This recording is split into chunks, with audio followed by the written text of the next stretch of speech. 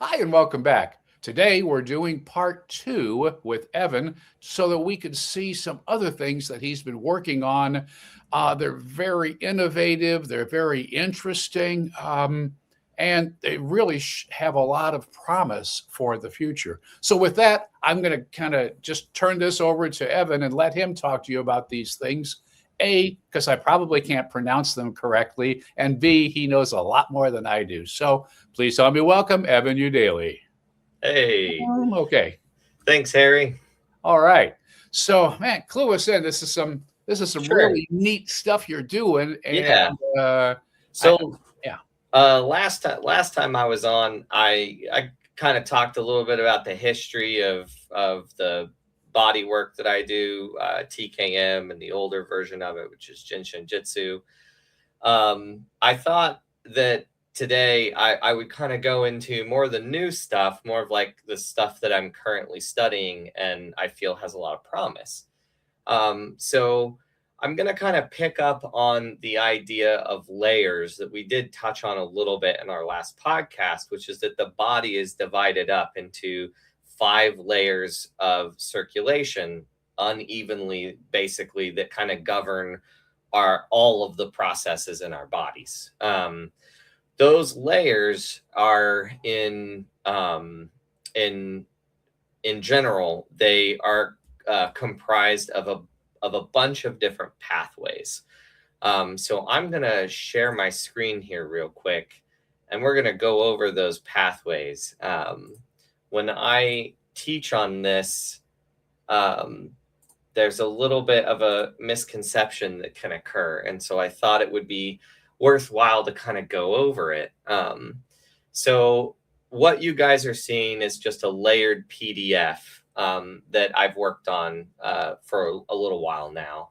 And the idea is that if we add up all these pathways, which are labeled on the right, you'll start to see kind of the human body kind of taking shape as we layer each pathway over each pathway and each other pathway. And the point that I wanted to make with these is not that we need to know all the ins and outs of what this looks like, but that really these pathways are kind of the foundation of all of our tissues, organs, glands, etc. So a lot of people kind of, when they first start studying acupuncture or some type of body work that may be a little bit more Eastern in origin, they kind of think of it like a cardiovascular system. Like we have these energy pathways going through our body. The claim I would be making is that it's not that they're going through our body, it's that they're the foundational electromagnetic fields that all of our tissues are built on. And I'll go into some reasons why for that here in a little bit. But the idea is once you get all these pathways cooking, you get tissue, and you kind of, you have the body kind of built up around it like a framework or a lattice, something like that. So I just wanted to share that as kind of a visual to help get us out of the idea of like we have energy tubes going through our tissues or something like that. It is a set of electromagnetic fields, not so much a like a mechanical, pumping like blood would be, or lymph or something like that in the body. So that's one useful visual that I think could be helpful. So it's not exactly the highway. It is the yeah. Okay. It's the ground that the highway's built on. Yeah. Yeah, yeah. Okay. Yeah. Okay. Yeah, it's actually the foundation for all of the things that exist in three-dimensional space in us and how they develop and the blueprint for the way that they develop. Another set of correlations to that I thought was interesting, particularly that you might be interested in, Harry, is a little while back I did some additional work on this, and here we go. We'll just go to the PowerPoint here as well. That I thought that it was an interesting coincidence that each one of the pathways that I'm referencing that are, I'd say, typically associated with different organs and glands in the body throughout this modality and others like it. There are conspicuously 12 of them. So I'm going to rattle them off here real quick because I think it'll kind of help for context. You've got the lung pathway. That pathway begins kind of at the solar plexus, and eventually it does its circulatory business, and then it flows into the large intestine pathway. Large intestine flows into the stomach pathway. Stomach pathway flows into the spleen. These are all color coded on the image that I mentioned, but basically it goes all the way through each one of those pathways, and it finishes with the liver pathway, which is the 12th of the pathways. And then that pathway circles back around into lung again. So it's kind of like a circle, and there are 12 of them. So I thought that that was kind of conspicuous because the chromatic scale in music is 12 notes, and it's a circle. So I thought, wouldn't it be interesting if each one of those musical correlations was associated with a particular pathway? And so if we assign lung to C, which, on the chromatic scale, then we can kind of go clockwise around the chromatic scale and associate each of those different pathways with a with a particular section of the chromatic scale. Wow. Now that in and of itself was like, oh, that's an interesting coincidence. Correlation, yeah. Mm-hmm. Yeah, which is cool. But one of the things I learned while I was studying this method was that the locations where pathways begin are very, very relevant to their function. And so it makes a lot of, it says a lot how the pathway is doing to organize them based on where they start in the body. So where those pathways begin. And in this method, we kind of, we give them 4 separate categories based on a person's anatomy. We have chest flows, which are lung and heart and diaphragm. And then we have finger flows, which are umbilicus and small intestine and large intestine. And then we have face flows, which are bladder, gallbladder, and stomach. And then we have toe flows, which are kidney, liver, and spleen. And I know that doesn't mean a lot to the viewers, but the idea is just we group them together based on where they start in the body, because those locations are good locations to check their function and make sure they're working properly.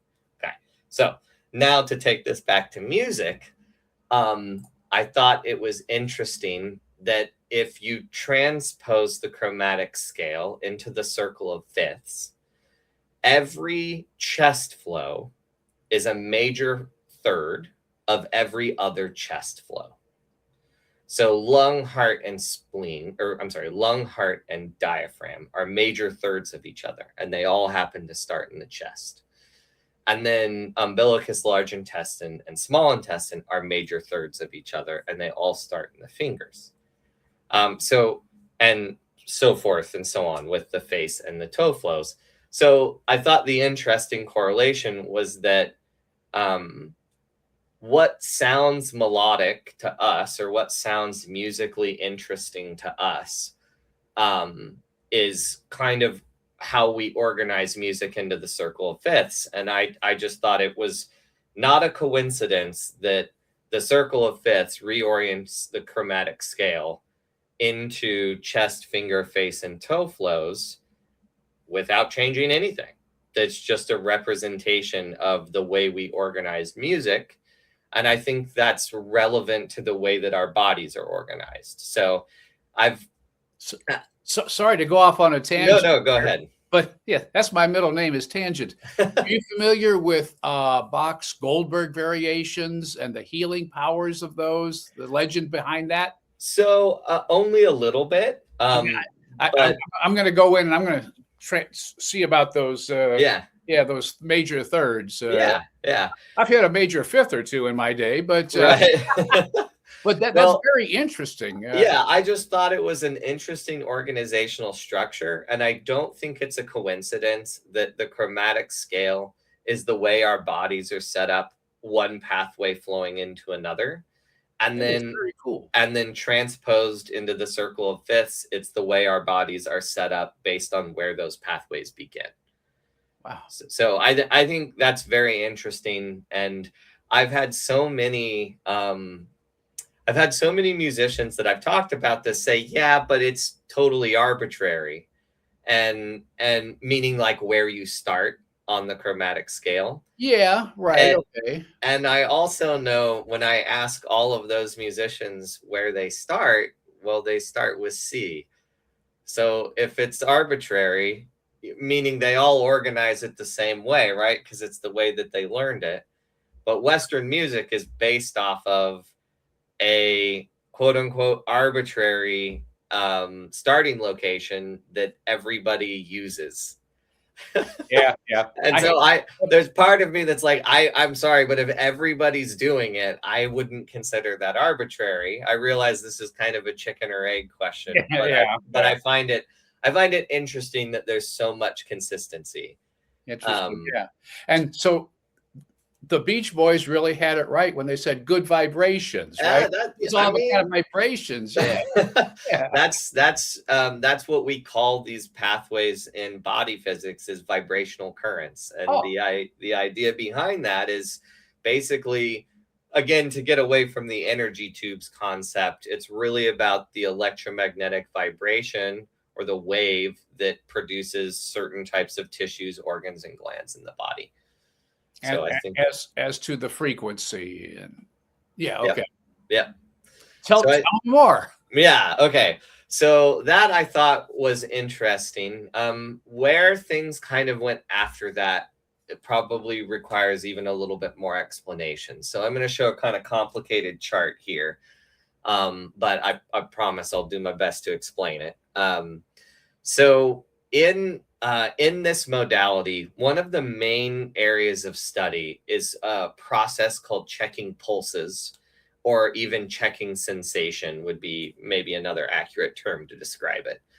And the purpose behind that is to, through the difference in polarity in the hands that I mentioned in our previous podcast, is to actually kind of catalog something called stages of transformation. So when you hold two locations on the body, you get information about how those two areas are communicating to each other. We use a handy little acronym called RIST, which is rate, intensity, synchronicity, and texture, which basically you want the pulse that you feel to be not too loud, not too quiet. That's rate.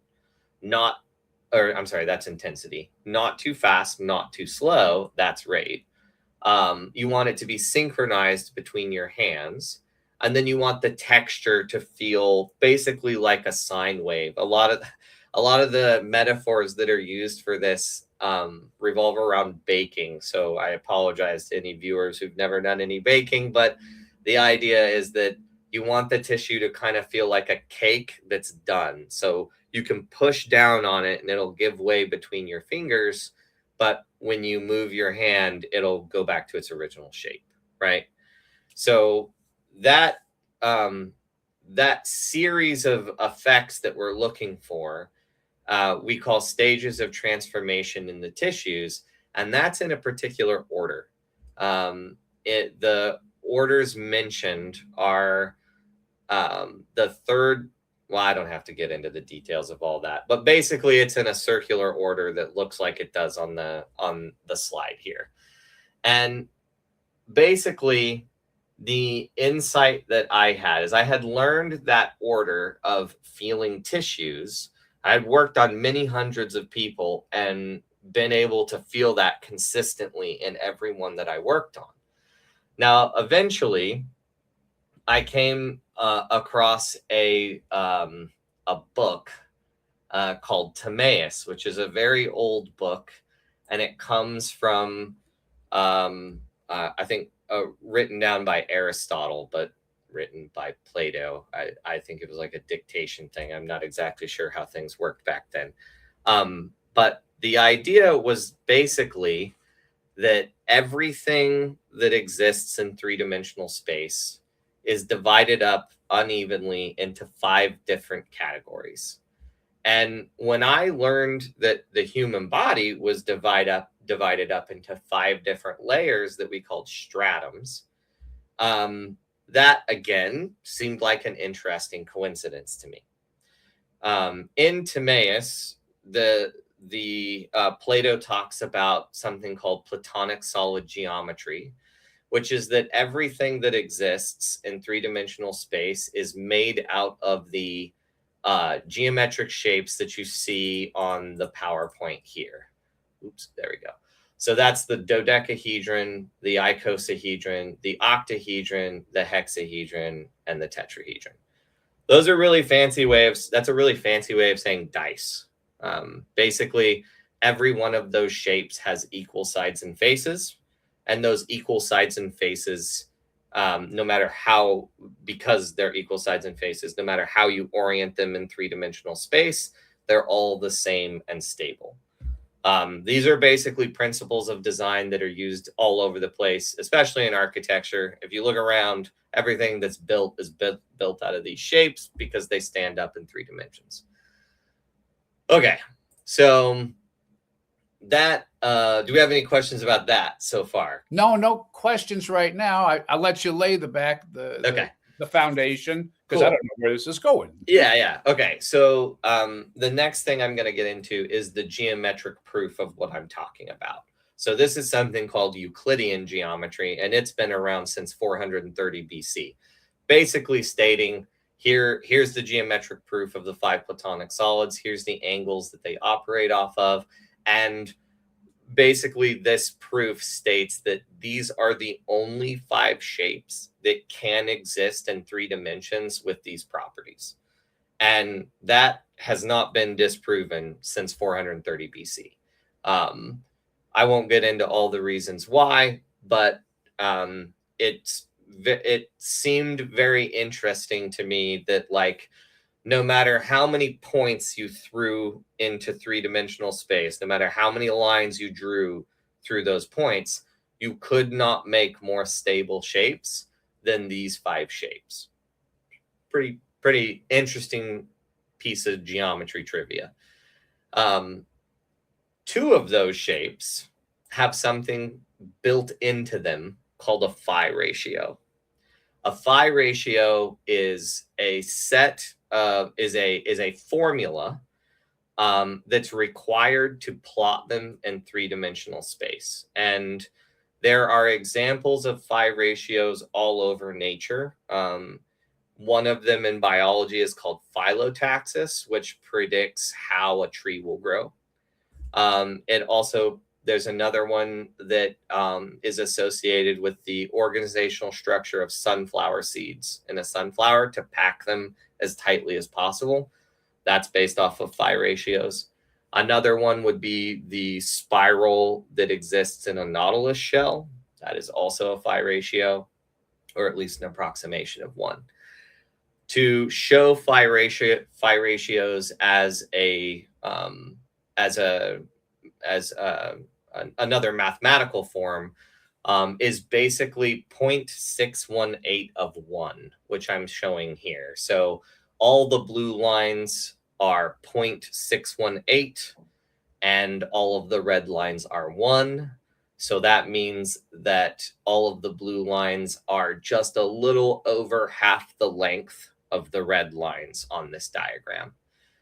The reason that's relevant is because if I were to try to build one of these, this is called an icosahedron. If I were to try and build that in 3-dimensional space, without this framework, it wouldn't be possible. So if I superimpose this over the other, you'll notice that everything touches where it's supposed to touch. It's like the framework for building the geometry. Questions about that?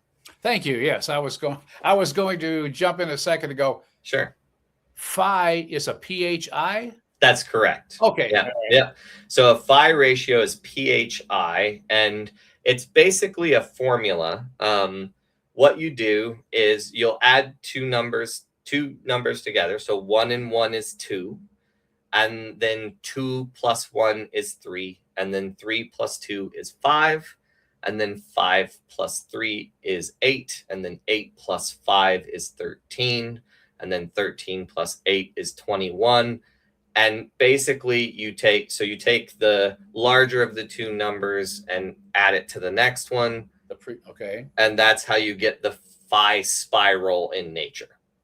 Is that also the Fibonacci? I've heard of a Fibonacci Yeah. sequence. Yeah, it's the same thing. It's the same thing. Yeah, Fibonacci numbers were the numbers I just mentioned. So like 8, 13, 21, 34, and so on are Fibonacci numbers because they approximate phi on a spiral.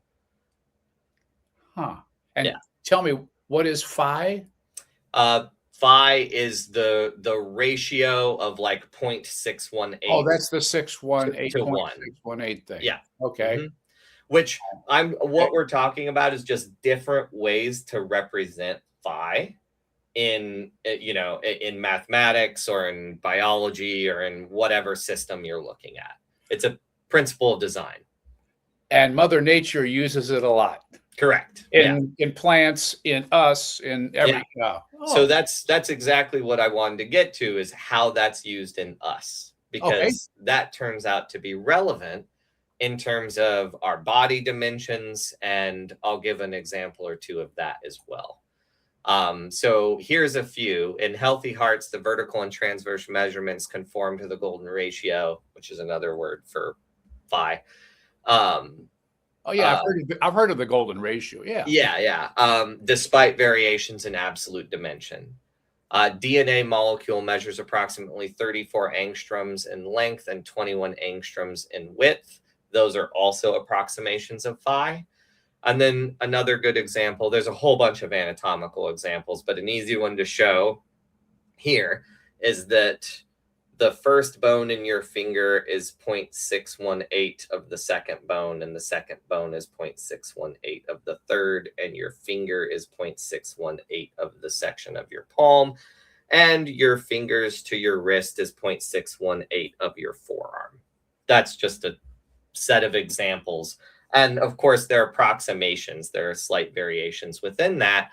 But if you get further away from those, the further and further away you get from those phi ratios, the more likely we are to have a label for that that's a chronic disease, or even a developmental one, perhaps. Hold on a second, so I can make sure I got my head around this, and hopefully everybody else out there will help them get their head around it. Sure. So when there are inconsistent ratios, that points to problems, sicknesses, or so for example, since those vertical and transverse measurements in your heart are approximations of phi ratios, if they were to do some imaging of your heart and it didn't conform to that, they would say that your heart has either atrophied or it's a swollen, right? So you would either have like atrophy or edema. Now, we don't really think about it in those terms, right? In terms of phi ratios, but a lot of measurements of the human body that are used as diagnostic criteria are really looking at, well, how far outside of normal is it, right? Okay. And normal is, depending on the circumstance and what we're talking about, is going to conform to phi, or the golden ratio, which is a prerequisite, like I mentioned before, for some of two of these Platonic solid geometries. Okay. Right.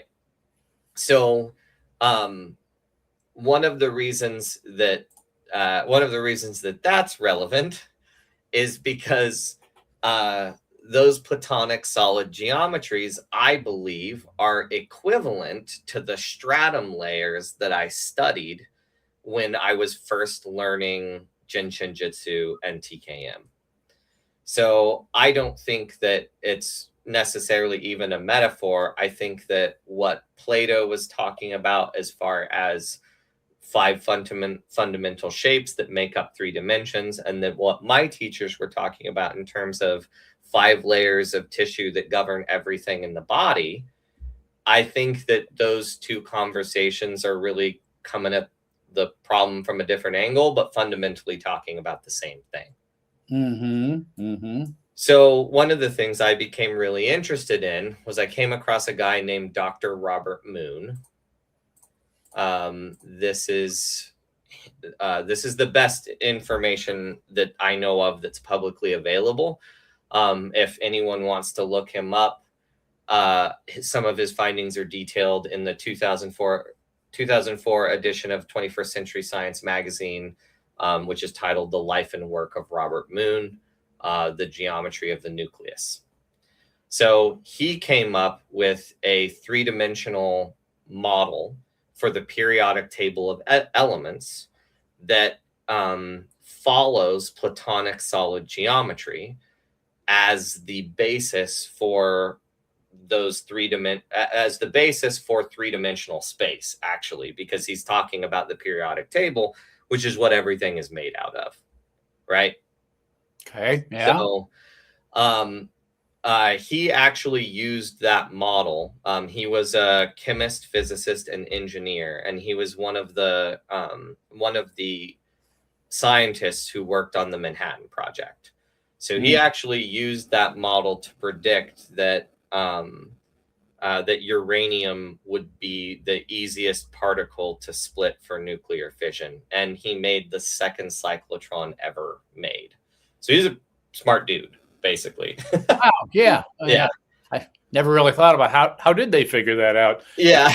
Well, he predicted it based on he predicted it based off of his geometric model, which his geometric model is based off of Platonic solid geometry.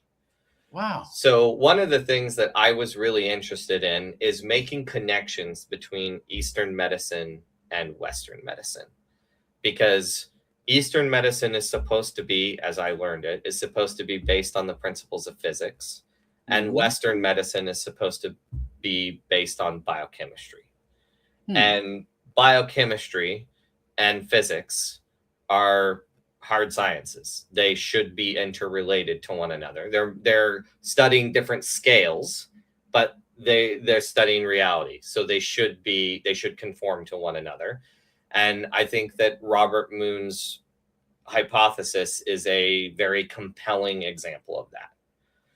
So one of the things that I did was I decided to take Robert Moon's geometric model and apply it to the periodic table of elements and assign each geometry to a stratum or to a layer of tissue.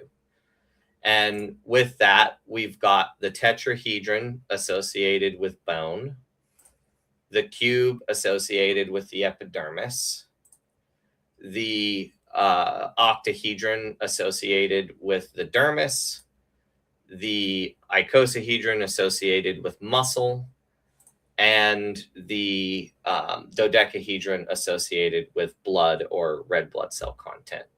So that's 5 layers of tissue, 5 geometries to match them, and the elements on the periodic table that conform to those geometries.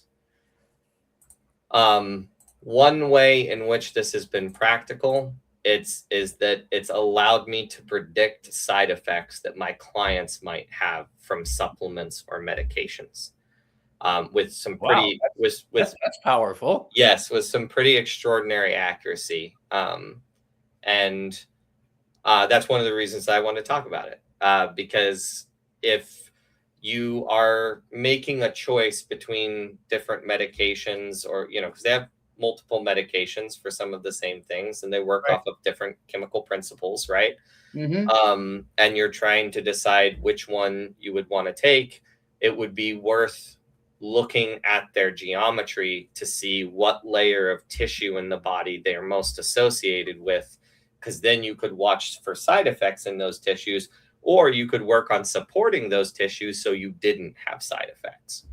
And can I answer the question here? please, yeah. Okay. So I've been taking a statin medicine for lots of years. Okay. Yeah. There was one that just I would have a lot of muscle aches and stuff like that and everything. And I forget which XXX statin it was. Yeah. Then after, well, several years, then I switched over to this other, whatever it's called. I can't remember, but it was a different statin. Yeah. But I don't have any of those side effects or anything like that. So is that kind of what you're talking about? Yeah. So we'd have to run the numbers to figure out what the original medication you were on was associated with geometrically versus what the new one is associated with geometrically. But my suspicion would be the difference in your symptoms would be a difference in those things, geometries, and or the duration you were taking it. But the way that with all due respect to my doctors, the way they figured that out is let's try this one and see how it works. Right. Yeah. Okay. Right. So my ear didn't fall off. So right.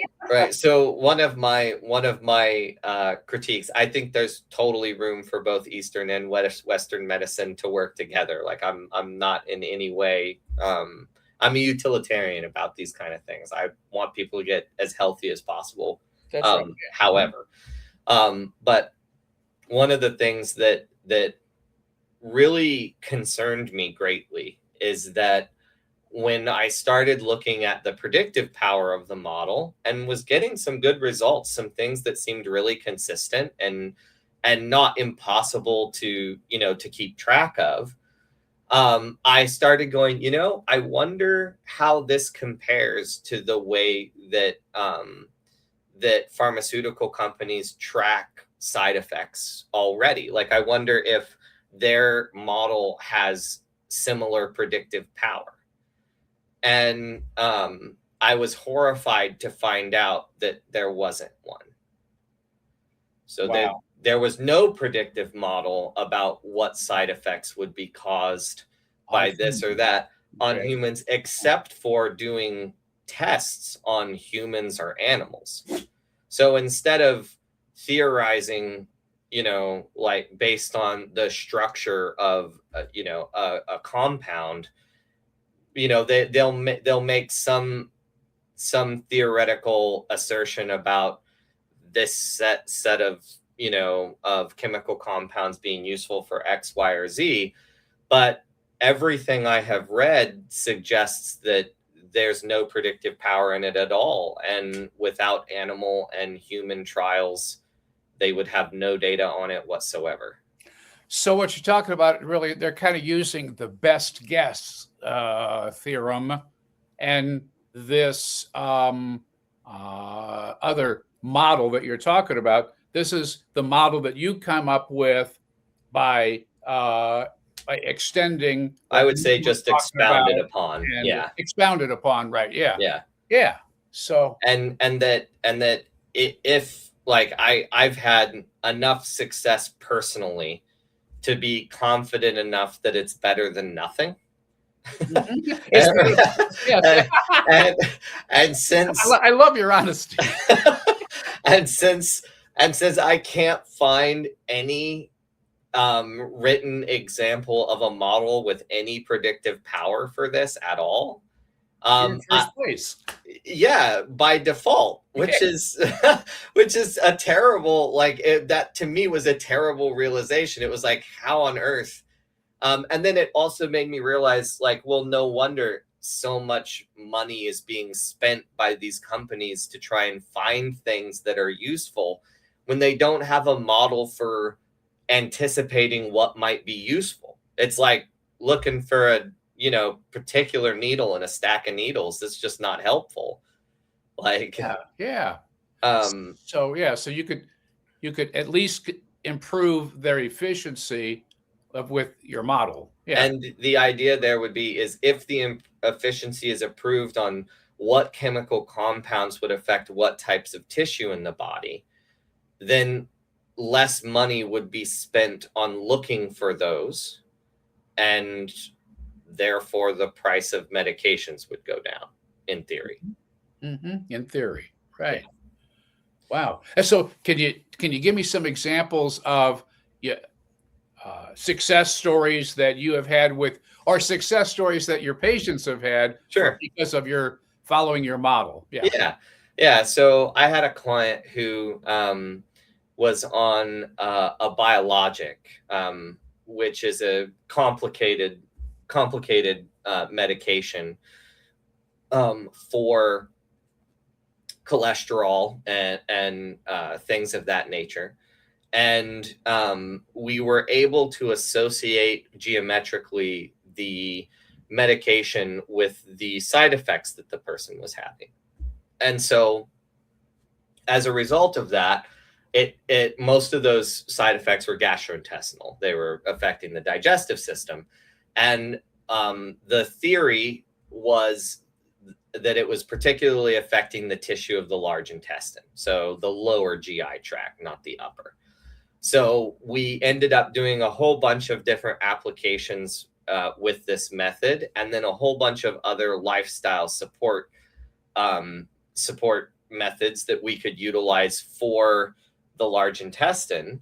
And those side effects were diminished tremendously to the point where they basically went away completely.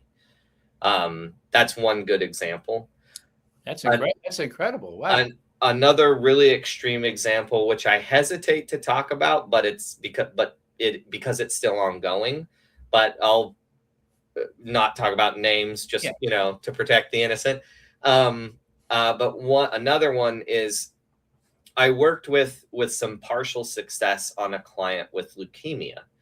And basically, we were able to improve their circumstances in terms of the total number of lymphocytes in their blood. We cut it in half at best, which is pretty good because they were considered terminally ill. So it was a very, very late stage leukemia situation.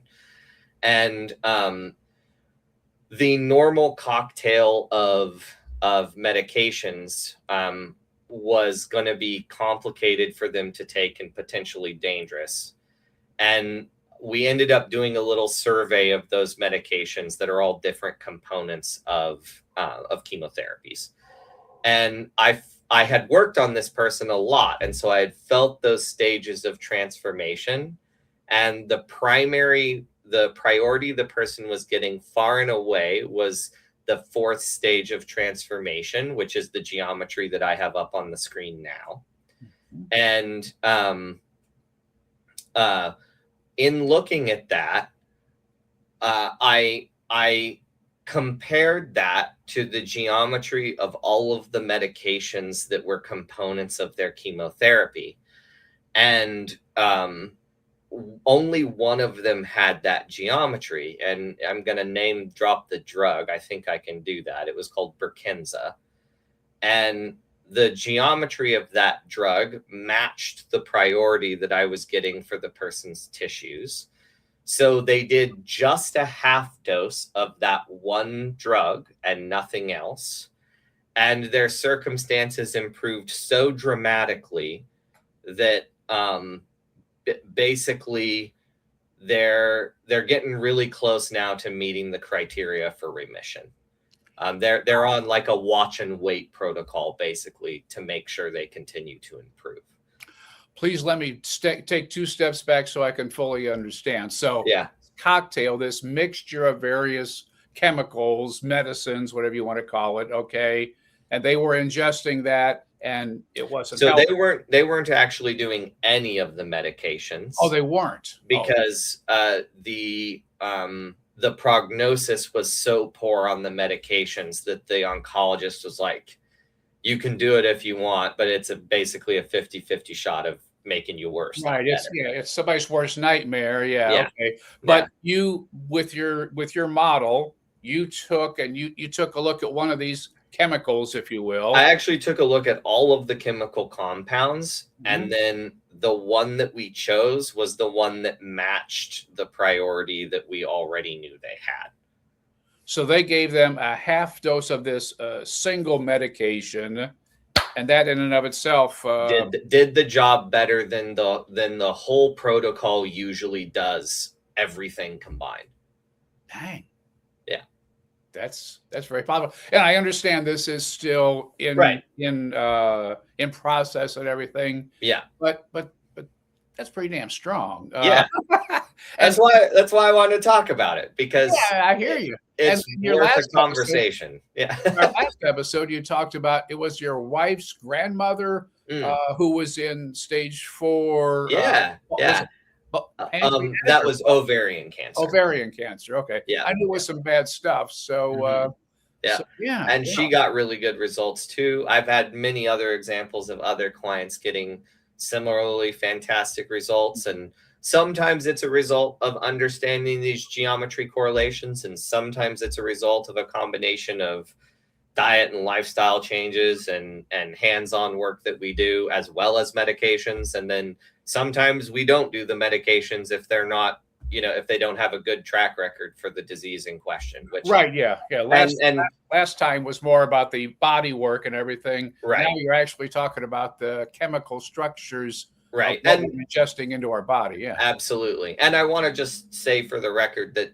I don't have any problem with people taking medication. I think that if you need to take medication, you need to take medication. But ideally, we optimize your body to be able to utilize that medication best and prevent side effects and even predict side effects, in my experience, which also reduces a lot of anxiety that people have, because if you know that a particular side effect is from the medication, then you're not sitting there wondering if that's your disease progressing, right? Oh, yeah. Which in and of itself can be like, that's a pretty big burden that a lot of my clients have, is they don't, psychologically, they don't know whether if their disease is progressing or if they're just experiencing side effects from medication.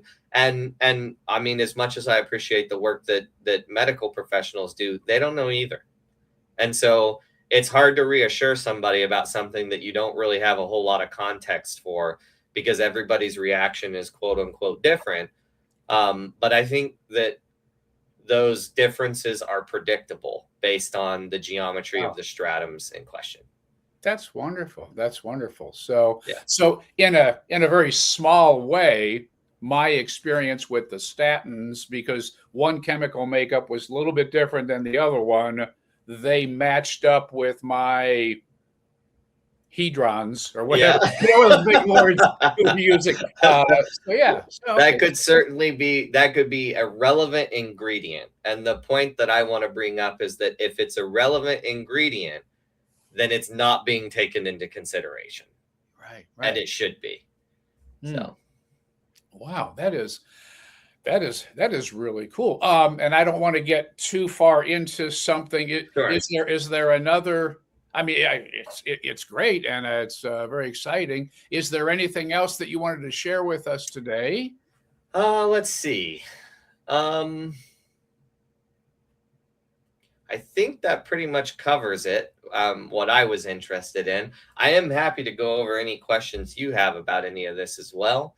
But I will say also that there are, this is probably could be another whole podcast, but there's something called the Big 5 psychological trait profiling system. It's shortened to just the Big 5.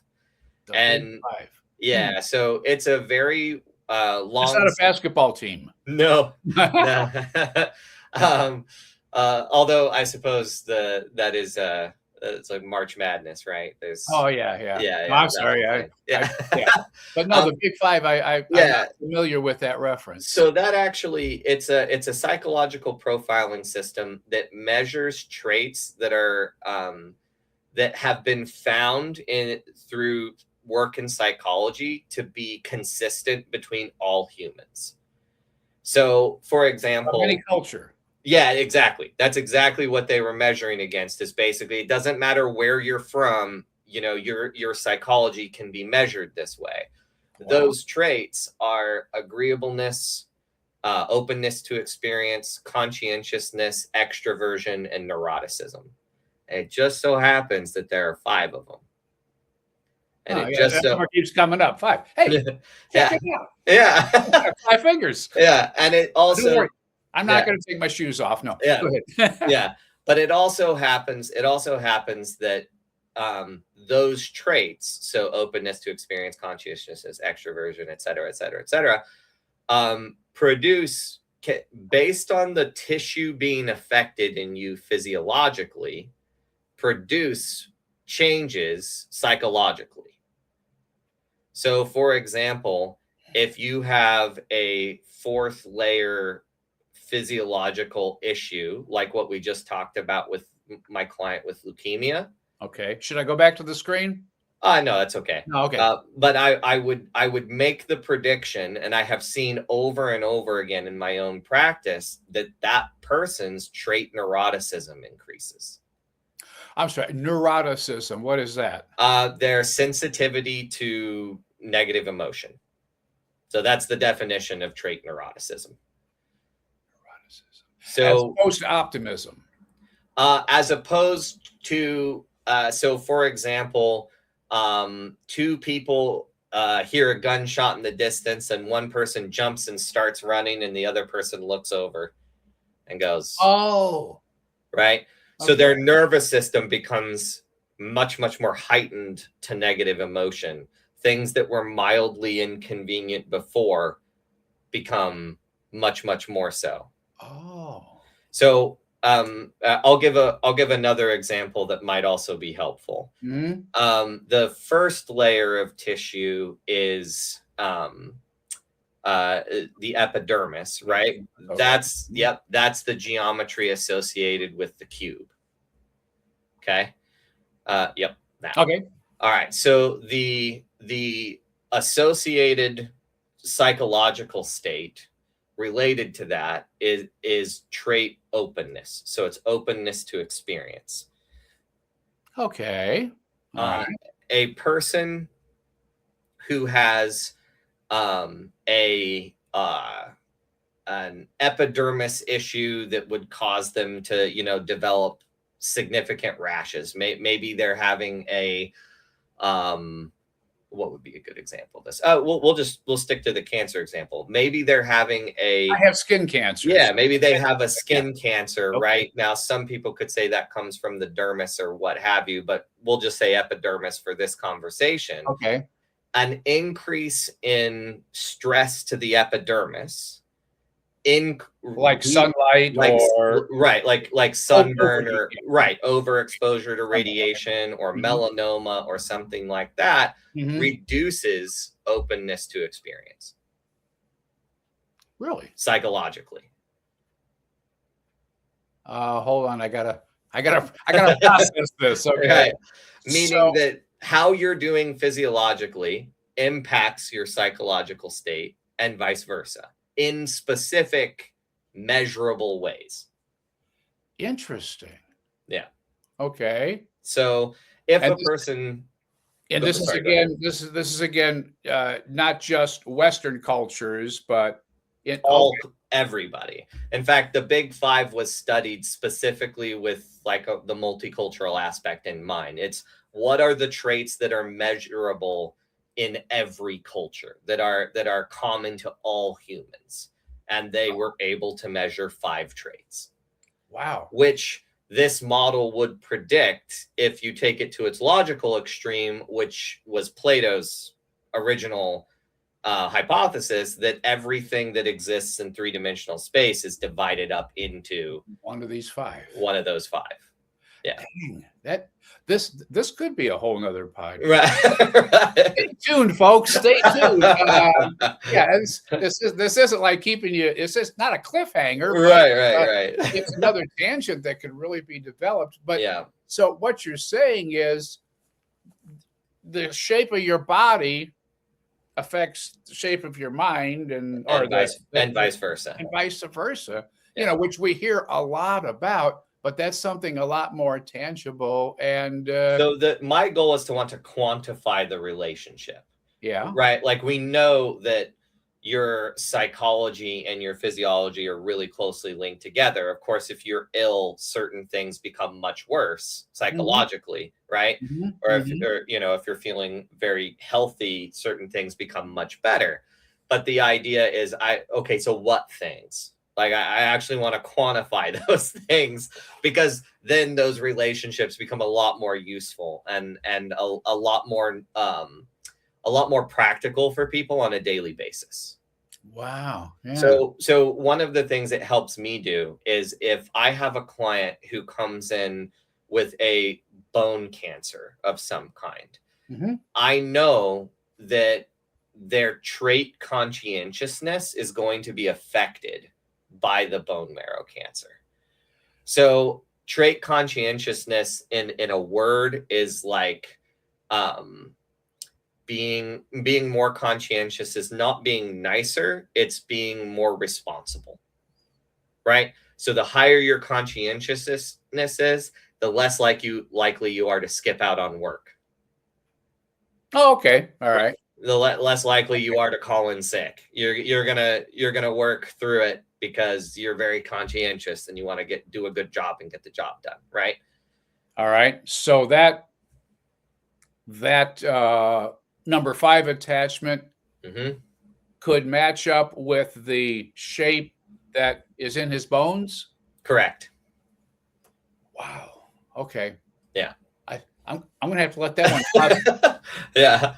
Wow. So that means that if a person, so I can give some personal examples for this.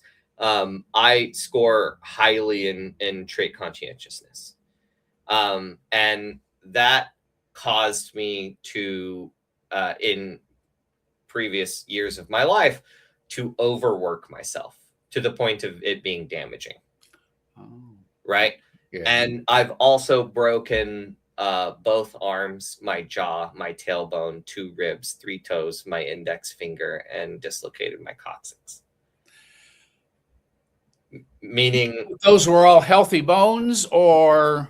Well, no, but so my point is that this could be going one direction or the other. It could be that something problematic in my developmental physiology made my bones weaker, and that threw off my trait conscientiousness. So instead of that being balanced, of like, I'm going to do my best, but I'm not going to overwork myself.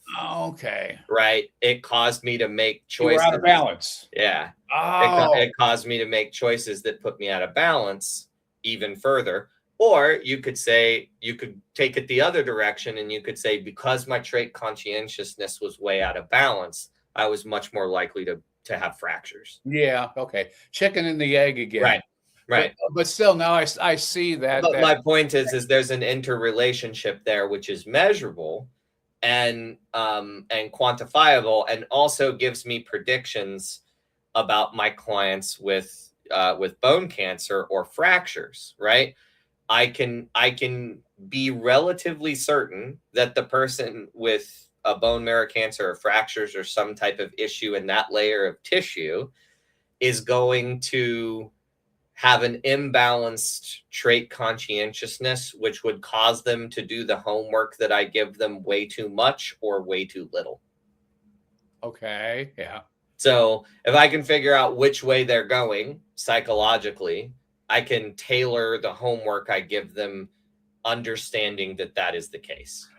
Homework as in therapy or whatever? Either hands-on therapies or other modalities that I would recommend them do, or medications or supplements, or you name it, whatever it is. I know someone who is very trait conscious and tends to, in my opinion, overdo a lot of things. Yeah. In their opinion, that's what they should be doing. And so I think it can be assessed in terms of objective damage. I think it's safe to say we could do a good 20 or 30 minutes on that subject. If you're willing, maybe in another few weeks we can get back together. I'd be happy to do that. We hope you have enjoyed this episode of Interesting People I Know. Please follow or subscribe to be in the know about future episodes of Interesting People I Know.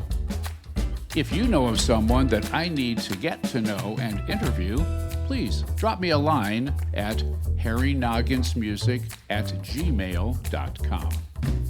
Thanks. Yeah, so I met this guy. Yeah, so